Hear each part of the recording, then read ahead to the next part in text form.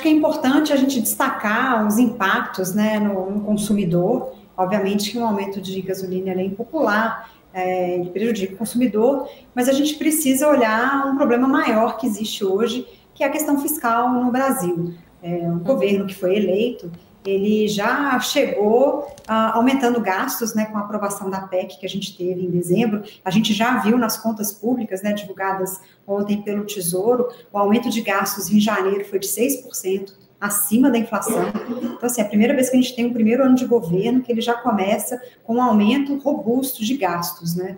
A gente ainda teve superávit no mês de janeiro, a arrecadação continua forte, mas a tendência é que a gente tenha uma deterioração das contas públicas daqui para frente, até porque ainda existem mais gastos para serem incorporados nas contas públicas, como aumento de servidores e mais um novo aumento de salário mínimo anunciado pelo próprio presidente para vigorar a partir de maio.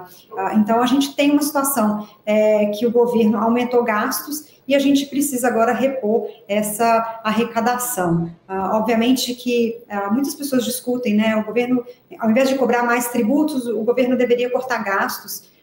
Acho que talvez esse seja o ideal, mas não é o que a gente vai ter politicamente aí nos próximos 4 anos. Então, na ausência de espaço para corte de gastos e na ausência de um esforço político para corte de gastos, o aumento de imposto ele acaba sendo bem-vindo do ponto de vista de juros e inflação, inclusive. Apesar de a gente ter um impacto inflacionário de curto prazo, no médio e longo prazo, o impacto inflacionário ele acaba sendo menor, porque na medida que você tem um déficit menor, você tem menos emissão de dívida e isso acaba sendo menos inflacionário. E também para o consumidor, né? Você tem uma renda mais comprometida com a gasolina, você vai deixar de gastar com outros bens. Isso também reduz um pouco a pressão inflacionária lá na frente. Então, a gente prefere, né, acho que do ponto de vista da economia, do ponto de vista político hoje, do que é viável, o mercado mostra isso, né, nessa queda que a gente viu dos juros de ontem,